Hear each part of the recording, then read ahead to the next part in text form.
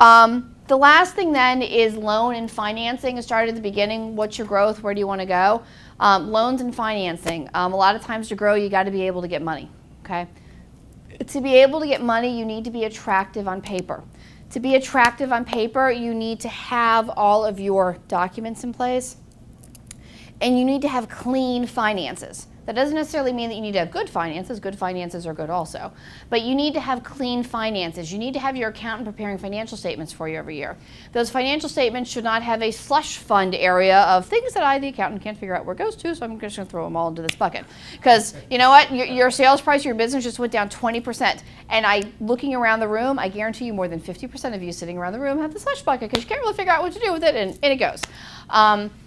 So you need to be able to have documents that are attractive for somebody else to look at, because when a loan officer, an angel investor, whomever it is evaluating whether venture capital, I'm evaluating whether or not to give you money, you may have the greatest idea in the entire world. I don't care. I'm putting my money into this. I need to know what it is that I'm putting into, and I'm looking at documents. I'm looking at pieces of paper. Kathy, I may have loved you, but I need to know, am I going to be in business with you and your husband, or am I just going to be in business with you? Chris, this is great. This is a terrific thing, but what's your financial history that I can look at? And you know what? You started your business like 11 months ago. Come back to me in 3 years. I need you to actually have a track record for what it is that you're doing. All right? And you also have to remember that when investors or lenders or whomever it is looking at it, they're not just looking at you. They're comparing your paperwork to the 12 other people who want to have money, okay? And by having your paperwork be in as much order as possible, you are making it easy for them to say yes. People tend to think, especially when I see venture capital guys, and I don't know, you were in Wall Street, did you do venture capital work at all? No, we did. Okay. Investing, okay. VC, this is what I say, like, oh my God, these guys are brilliant, they're hedge fund people and blah, blah, blah, blah, blah. And I'm not saying that they're stupid, but they don't know your business. They're good with money, they're good with taking risks and investments, but they don't know anything about your business. They don't even want to really know anything about your business. They want to know if they think your business is going to make money so that they can make money. I mean, did anybody see that guy who, was it from Goldman Sachs, his termination letter? Yeah, you know what I'm talking about? This is all that they're interested in, okay? But if you want that money, you need to have good paperwork, and it means that you have articles of organization, you have partnership agreements, you have good, strong contracts, because if somebody else buys the business, they can then enforce those contracts to the point that you were talking about. You want contracts that have assignability provisions in them so that you don't have to go back to every single one of your clients and go, hey, I'd like to sell my business, would you let me assign the contract over to somebody else?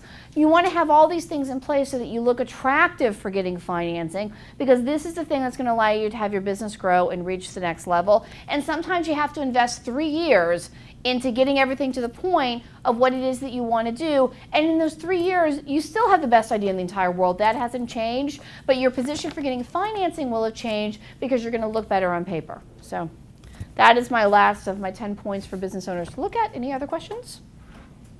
Yes, Ken. Anybody here, now I'm going to tell you right now, Michelle, not for you. Okay. One of my board members who couldn't make it here today asked me to ask. Anybody here have bad experience with an attorney? Oh, I meant to get to that. I'm so sorry. 2 minutes on how to deal with attorneys, okay? Please. Two ways. Specifically about managing fees. So there's 2 ways that we bill. We'll bill hourly or we'll bill on a flat fee basis, okay? If an attorney will bill on a flat fee basis, and not all do, I do bill on a flat fee basis, it's going to be for project work where it is entirely within my control. I'm forming your entity.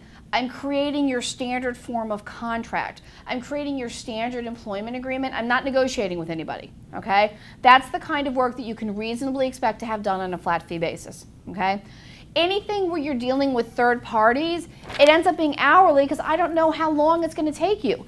You may look reasonable, Kathy, but you may be the world's most unreasonable human being to have to negotiate with, and you send me 27 emails a day. You know, those are the kinds of things that end up being done on an hourly basis.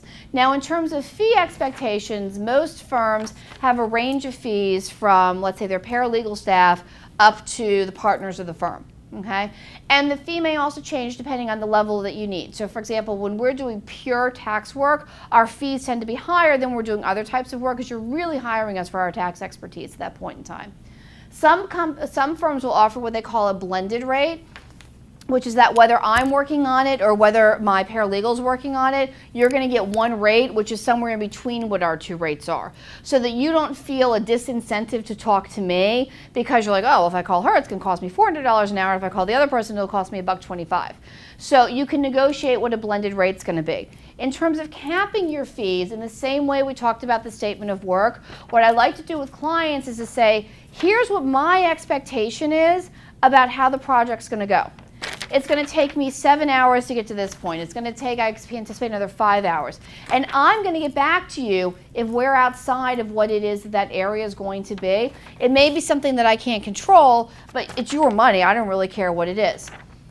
The other thing is, in terms of the biggest thing you can do to save legal fees is to understand what your business agreement is before you come to the lawyer, okay? Come to the lawyer, this is what I want to have done. I want to acquire this company. You know, we talked about we're going to buy, you know, all their stuff and we're going to pay $500,000. All right. Well, I started asking questions. All their stuff? Well, I'm not going to buy their cash. I don't want to take over their liabilities. I do want this customer list, but I don't want to have to deal with these vendor contracts. I'm like, okay, that's not exactly all. That's different from all. Well, $500,000. Well, it's going to be $500,000, but only if I meet these certain sales objectives going forward. Other than that, then it's going to be a little bit less than $500,000, okay? So let's say that I had taken you at face value and I had drafted all the documents on you're going to buy everything for $5,000. Right? Well, now, when you come back and you keep telling me the more details of the deal terms, I've got to change 50 pages of documents. And that takes a long time to do.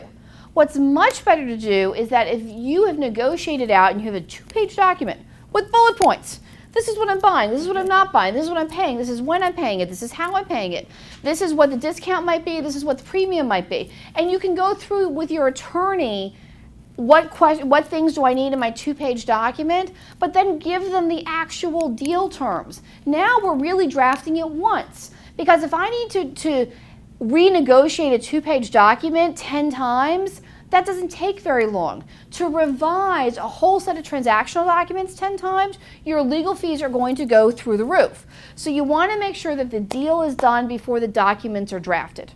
Okay, and that's, in my mind, is the best way to cap legal fees. And talk to your attorney if you know, up front. A lot of times people are like, oh, I signed the retainer agreement, no problem. And then they don't tell me they have a $7,500 cap on the project. Well, if they would have told me that, we could have talked about, well, here's what can be done reasonably in that time frame, and here are some things to be able to push off. Because I don't want you to be mad at me at the end of the day when you get a $12,000 bill. But if you were thinking $7,500, and I was thinking you needed the transaction to get done, we need to communicate about it and be very upfront about it.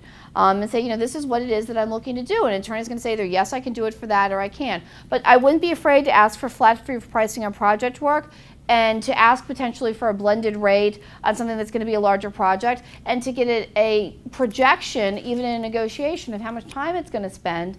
Because we have an idea, but it's just, you just don't know who's going to be on the other side. So it's sort of like surgery. You open it up and you're like, ooh, this is going to be a special one then.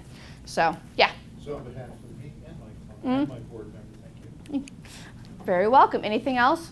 Thank you. Okay. Thank you guys so much for your time. I appreciate it.